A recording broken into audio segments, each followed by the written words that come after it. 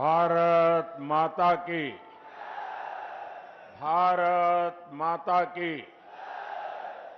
माता विंध्यवासिनी की।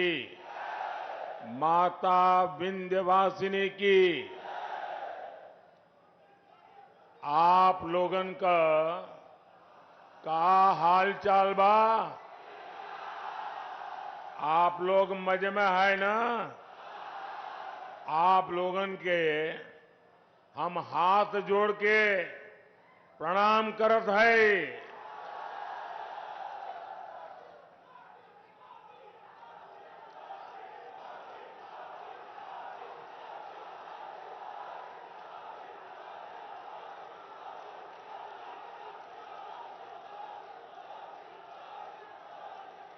जय श्री राम।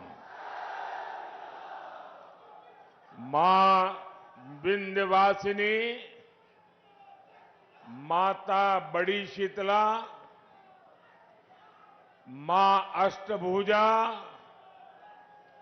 और काली खो माता की पुण्य भूमि को मेरा शत शत प्रणाम।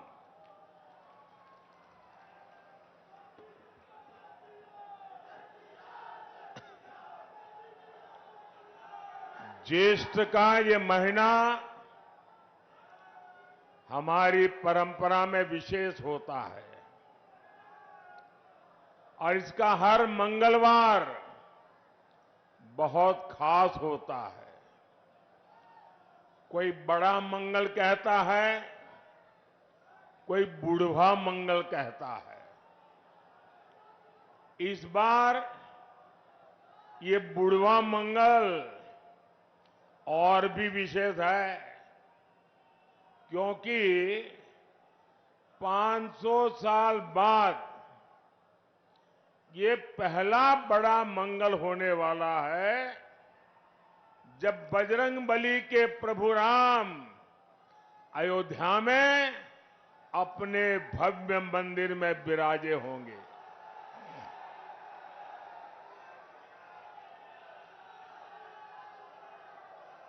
और ये इतनी बड़ी खुशी है, इतनी बड़ी खुशी है कि शायद हम सबसे ज्यादा बजरंगबली खुश होते होंगे। भाई बहन, जरा मेरे एक सवाल का जवाब देंगे आप? मेरे एक सवाल का जवाब देंगे आप लोग? आपकी आवाज नहीं आ रही है। मेरे एक सवाल का जवाब देंगे? 500 साल बाद अयोध्या में भव्य राम मंदिर, बजरंगबली की खुशी, ये मंगल अवसर किसके कारण आया? किसके कारण आया? किसके कारण आया? किसके कारण आया? ये पुण्य काम किसने किया? ये पुण्य काम किसने किया? आपका जवाब गलत है। आपको भी पता नहीं है कि इतना बड़ा पुण्य काम आपके एक वोट ने किया है। ये आपके वोट की ताकत है कि आज राम मंदिर भी बना है और जैसा योगी जी ने कहा, यहां मां विंध्यवासिनी का भव्य नव्य कॉरिडोर भी बन रहा है। और संयोग देखिए,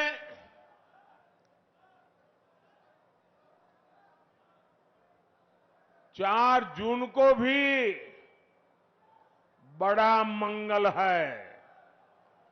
ये जो कुछ नौजवान चित्र लेकर के आए हैं, वो हमारे साथी कलेक्ट कर लेंगे। आपका प्यार मुझ तक पहुंच जाएगा। उधर भी 2 लोग हैं, जरा ले लीजिए भाई।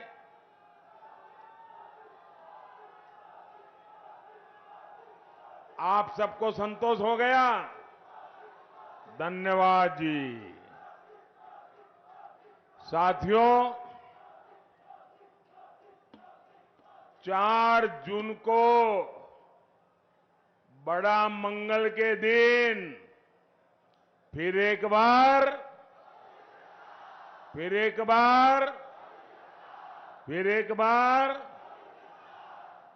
6 चरणों में देश ने तीसरी बार बीजेपी एनडीए की बहुत मजबूत सरकार बनाना पक्का कर दिया है।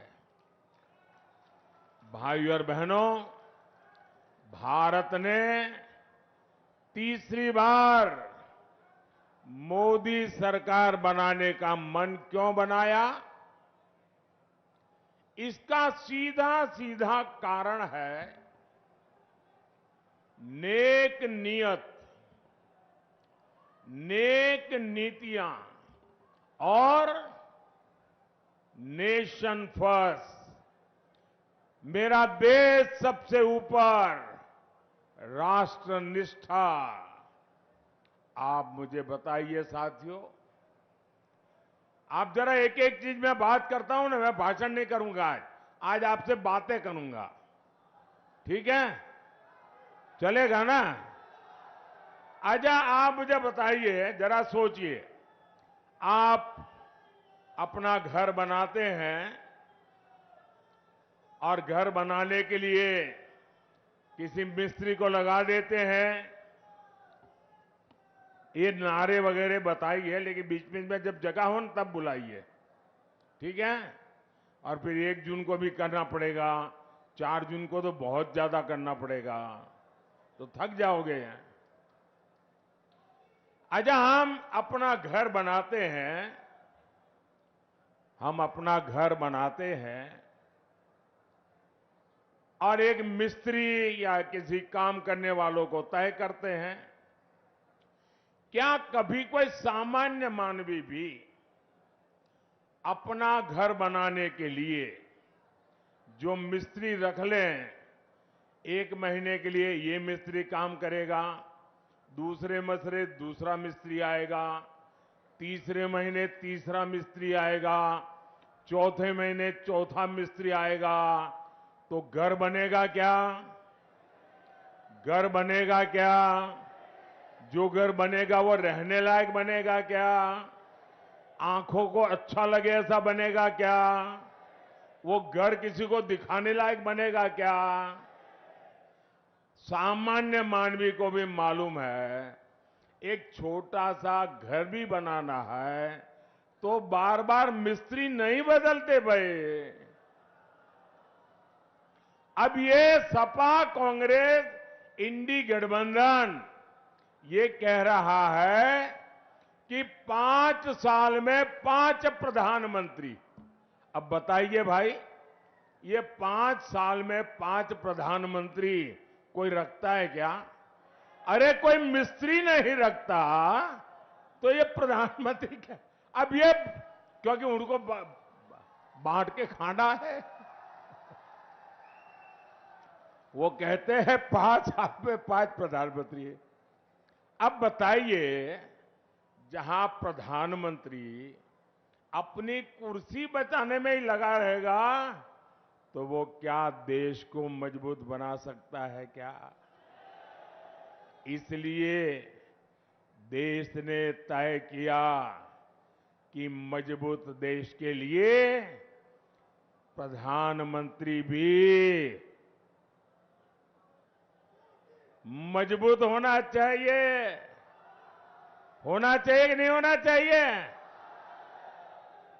तभी एनडीए को इतना भारी जनादेश मिल रहा है। समाजवादी पार्टी पर अपना वोट कोई बर्बाद नहीं करना चाहता। मुझे बताइए भैया, हम लोग, हमारे उत्तर प्रदेश के लोग राजनीति को समझने में बड़े माहिर है। यहां तो गांव का बच्चा भी राजनीति समझ जाता है।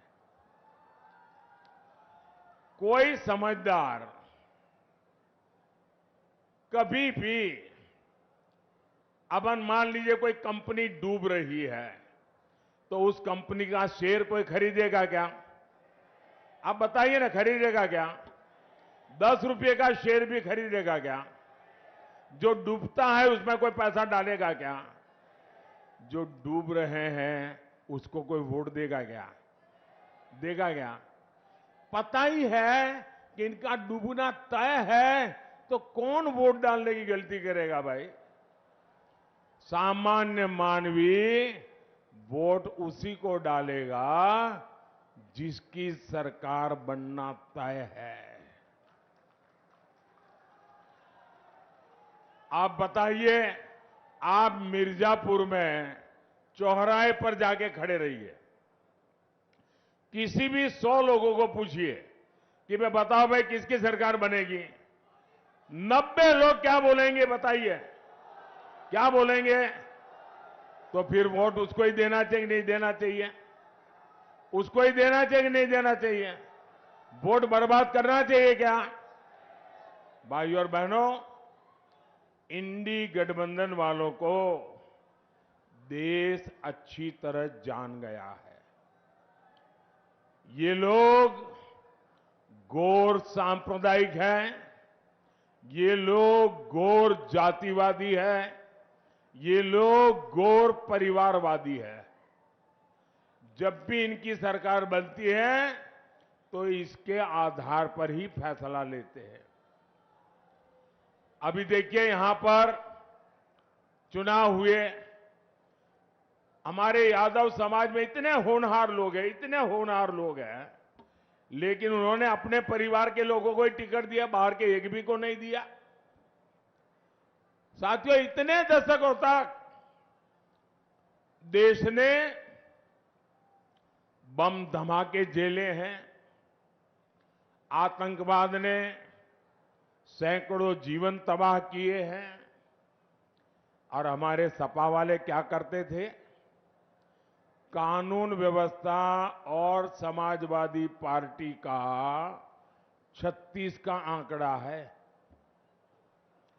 जो आतंकी पकड़े जाते थे उनको भी ये सपा वाले छोड़ देते थे। जो पुलिस अफसर इसमें आनाकानी करता था, सपा सरकार पुलिस वाले को सस्पेंड कर देती थी कि तुमने आतंकवादी को पकड़ा क्यों, घर जाओ। साथियों, मिर्जापुर को तो इन्होंने बदनाम करके रखा था। इन्होंने पूरे यूपी को, पूर्वांचल को माफिया का सुरक्षित ठिकाना बना दिया था। जीवन हो या जमीन, कब छिन जाए कोई नहीं जानता था। और सपा सरकार में माफिया को भी वोट बैंक के हिसाब से देखा जाता था। अब ऐसा नहीं है। अब हां, हमारे योगी जी और उनकी पूरी सरकार मेरा जो स्वच्छता अभियान है ना, उसको बड़ी बहादुरी से आगे बढ़ा रहे हैं। यहां पर, यहां बराबर सफाई चली है। सपा सरकार में पहले जनता थर-थर कांपती थी, अब भाजपा सरकार में माफिया थर-थर कांप रहा है। भाइयों और बहनों, अपने वोट बैंक को खुश करने के लिए इंडी गठबंधन वाले, समाजवादी पार्टी वाले कोई भी हद पार कर सकते हैं। अब तो इनके निशाने पर हमारे देश का पवित्र संविधान भी अब इनके निशाने पर है। ये दलित, पिछड़ों, आदिवासियों के हक लूटना चाहते हैं। हमारा संविधान साफ साफ कहता है कि धर्म के आधार पर आरक्षण हो ही नहीं सकता। इनके इरादे कितने खतरनाक हैं, इससे जुड़ा एक नया खुलासा मैं आज कर रहा हूं। 2012 में उत्तर प्रदेश विधानसभा चुनाव के समय जनवरी महीने में सपा ने अपना घोषणा पत्र जारी किया था। 2012 तब सपा ने अपने घोषणा पत्र में कहा था, जैसे दलितों को, पिछड़ों को आरक्षण मिला है, वैसे ही मुसलमानों को आरक्षण दिया जाएगा।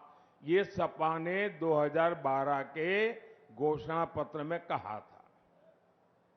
सपा ने डंके की चोट पर कहा था कि वो इसके लिए संविधान तक बदल देगी। इसके बाद आप नीचे रखो भैया, पीछे परेशान हो रहे हैं। पहला आप अपने बेटे को कंधे पे बिठाए रखा, लोग परेशान हुए। अब आप दूसरे का चित्र उठा के ले आए, फिर लोगों को परेशान कर रहे हैं। इसके बाद 2014 के लोकसभा चुनाव में सपा ने फिर अपना घोषणा पत्र जारी किया। इसमें फिर सपा ने मुसलमानों को आरक्षण देने का ऐलान किया। देखिए इनकी आदत। और इतना ही नहीं, सपा ने घोषणा की थी कि पुलिस और पीएससी में भी 15% आरक्षण मुसलमानों को दिया जाएगा। आप कल्पना कर सकते हैं, ये लोग अपने वोट बैंक को खुश करने के लिए किस तरह एससी, एसटी, ओबीसी का हक छीनने पर तुले हुए थे। भाइयों बहनों, मैं भी आप में से कईयों की तरह अति पिछड़े समाज से निकल करके यहां पहुंचा हूं। मुझे उनकी पीड़ा मालूम है। पिछड़ों ने कैसी जिंदगी जी है वो मुझे मालूम है। उसको भी ये लूटना चाहते हैं। सरकार में आने के बाद इन्होंने अपनी मनमानी भी की, लेकिन मामला तब से सुप्रीम कोर्ट में फंसा हुआ है। बावजूद इसके ये पिछले दरवाजे से ओबीसी का हक, अति पिछड़ों का हक मुसलमान को देते रहे हैं। लेकिन बार बार कभी हाई कोर्ट, कभी सुप्रीम कोर्ट इसको रोक लगाती है, गंभीर सवाल पूछती है, मामले लटके रहते हैं। अब इसलिए इन्होंने क्या सोचा है कि अब इंडी वालों ने तय किया है कि मुसलमानों को आरक्षण देने के लिए, एससी, एसटी, ओबीसी, अति पिछड़ों का आरक्षण छीनने के लिए अब वो आखिरी उपाय खोज लिया है। और वो आखिरी उपाय है उनका संविधान में बदल लाना, संविधान में लिख देना। वो कहते हैं कि संविधान में लिखेंगे मुसलमानों को आरक्षण दिया जाएगा। और इसलिए ये लोग संविधान बदलना चाहते हैं। ये कोर्ट कचहरी के झंझट को एक बार में ही खत्म करना चाहते हैं। मैं आपसे पूछना चाहता हूं मेरे भाई बहन, क्या आप ये होने देंगे? क्या आपका हक जाने देंगे? क्या वोट बैंक के आधार पर हक छीना जाएगा? क्या बाबा साहब आंबेडकर की पीठ पे छुरा भोंकने देंगे? क्या संविधान का अपमान होने देंगे? क्या संविधान की हत्या करने देंगे? साथियों, सपा कांग्रेस के लोग वोट बैंक को समर्पित है। वही मोदी गरीब, दलित, पिछड़ों के हितों के लिए समर्पित है। मोदी 5 साल तक मुफ्त अनाज दे रहा है। मोदी 5 लाख रुपए तक मुफ्त इलाज दे रहा है। अब तो मोदी की गारंटी है, जितने भी परिवार हैं, मोदी हर परिवार के बुजुर्ग को मुफ्त इलाज कराएगा। साथियों, पीएम किसान सम्मान निधि से मिर्जापुर के किसानों के खाते में करीब 1,000 करोड़ रुपए पहुंचे हैं। मोदी ने 4 करोड़ पक्के घर बनाकर दे दिए। 3 करोड़ पक्के घर गरीबों को और मिलने वाले हैं। ये एक एक घर लाखों रुपए का है, जो माता बहन के नाम पर मिल रहा है। साथियों, आप बिजली से कमाई कर सके, मोदी इसके लिए भी रास्ता बना रहा है। पहला तो आपका बिजली बिल जीरो। आपका बिजली बिल जीरो। इतना ही नहीं, आपके पास जो अतिरिक्त बिजली होगी वो सरकार खरीदेगी, बिजली के बदले में पैसे देगी और आपको बिजली से कमाई होगी।